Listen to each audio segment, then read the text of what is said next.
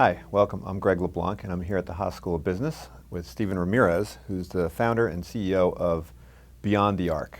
Welcome, Stephen. Thank you. Glad to be here. So, Stephen, your company is referred to as an agency. Could you tell me a little more about what that means?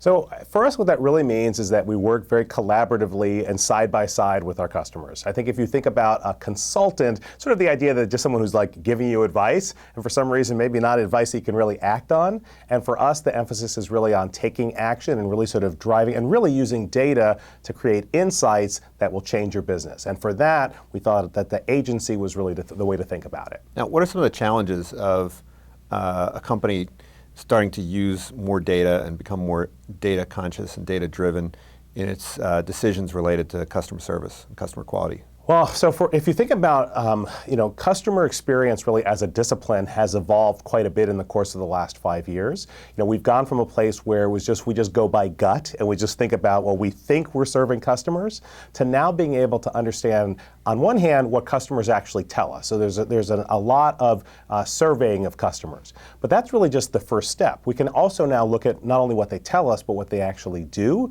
look at their behavior, and start to sort of meld these different data sources together, understand what they say, what they do, the context, and be able to, with all of that, deliver a better experience.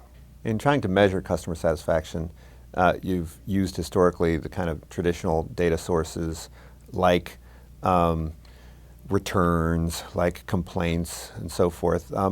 What new sources of data are companies beginning to use to measure customer satisfaction? That's a great question. So we worked on a project with one of the top 5 banks, and what we were able to do was look at more than 1 million emails that they've received every month, and to be able to extract sort of meaning from those emails. So not just look at them on a one-by-one basis, but say, what are the top issues? What are issues that the bank never even knew of before? And how can we start to look at that over a historical perspective? So we can start to unlock some of the information that's in an organization and really turn it into data. Well, Stephen, you're going to be celebrating your 25th reunion at the Haas School fairly shortly.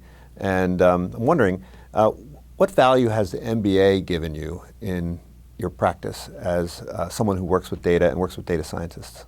Well, I think it's been absolutely essential to what I do at Beyond the Arc, and not just having an MBA, but really having a Haas MBA. For me, it has really been about being inquisitive, right?